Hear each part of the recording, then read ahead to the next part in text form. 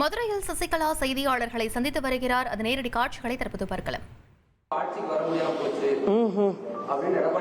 இல்ல இப்ப ஆட்சிக்கு நான் கொண்டு வருவேன்னு சொல்றேன். அதை பாருங்களேன், வெயிட் அண்ட் சீ. பாருங்க எப்படியா தேர்தல்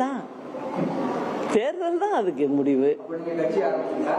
நான் என்ன பண்றேங்கிறத பொறுத்து இருந்து பாருங்க.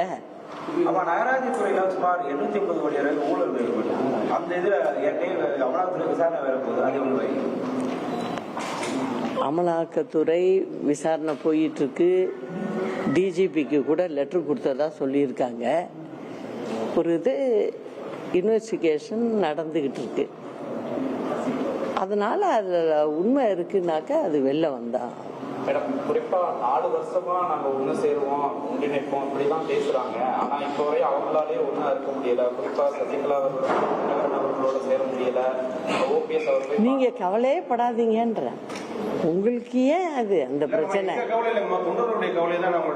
இல்ல? தொண்டர்களுக்காக தானே நான் எல்லாமே பண்ணிட்டு இருக்கேன்.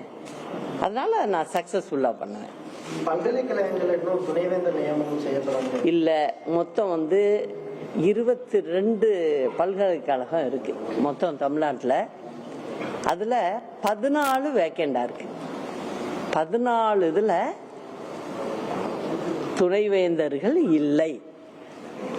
அதெல்லாம் பிரஸ் கேட்க மாட்டீங்களா? முதல்வர் எல்லாம் பார்க்கும்போது கேட்கணுமே. ஏன்னா பிள்ளைகள்லாம் படிக்கிற இடம் அது.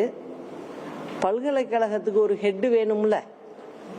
அது இல்லைங்கிறப்ப நம்ம தமிழ்நாட்டு பிரஸ் ஏன் சும்மா இருக்கு, வாயடைச்சு மௌனமா இருக்குன்னு எனக்கு தெரியல. கேட்கணும் நீங்கெல்லாம். ஏன்னா ஒரு யூனிவர்சிட்டியில ஒரு தலைமை இருந்தாதான் அந்த இடத்தை ஒழுங்கா பார்க்க முடியும். அது பிள்ளைகளுடைய படிப்பு கெடுறதுக்கு இது ஒரு காரணம் ஆயிடுது. ஏன்னா ஒரு ஹெட் இல்லாம அடுத்த லெவல்ல உள்ளவங்க திமுகவுக்கு வேண்டியவங்களா இருக்காங்கன்னா அவங்களே வச்சுட்டு ஓட்டிடுவோம் அப்படிங்கிற ஒரு எண்ணம் வருது இல்ல? அந்த எண்ணத்துக்கு முற்றுப்புள்ளி வைக்கணும்ல.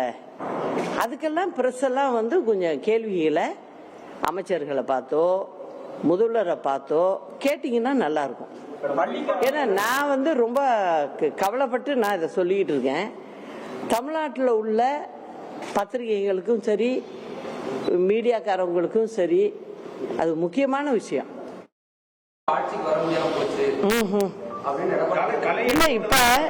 இப்ப ஆட்சிக்கு நான் கொண்டு வருவேன்னு சொல்றேன். அதை பாருங்களேன், வெயிட் அண்ட் சீ. பாருங்க எப்படியா தேர்தல் தான் அதுக்கு முடிவு. நான் என்ன பண்றேங்கிறத பொறுத்து இருந்து பாருங்க. நகராட்சித்துறையில சுமார் 850 கோடி ரூபாய் ஊழல் அந்த இதுல அமலாக்கத்துறை விசாரணை வேற போகுது. அது அமலாக்கத்துறை விசாரணை போயிட்டு இருக்கு. டிஜிபிக்கு கூட லெட்டர் கொடுத்ததா சொல்லியிருக்காங்க. ஒரு இது இன்வெஸ்டிகேஷன் நடந்துகிட்டு இருக்கு. அதனால அதுல உண்மை இருக்குன்னாக்கா அது வெளில வந்தா. மேடம், குறிப்பா 4 வருஷமா நாங்க ஒண்ணு சேருவோம், ஒன்றிணைப்போம் இப்படிதான் பேசுறாங்க. ஆனா இப்ப வரை அவங்களாலே ஒண்ணா இருக்க முடியல. குறிப்பா சசிகலா அவர்களோட சேர முடியல. ஓபிஎஸ் அவர்கள் நீங்க கவலையே படாதீங்கன்ற.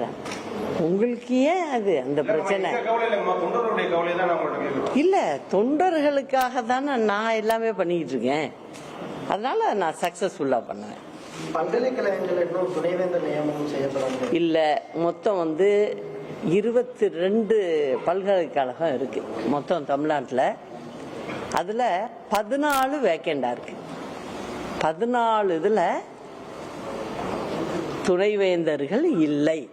உங்கள் தந்திவன் தொலைக்காட்சியில் வீர ஆஞ்சநேயா தினமும் காலை 8 மணிக்கு காண தவறாதீர்கள்.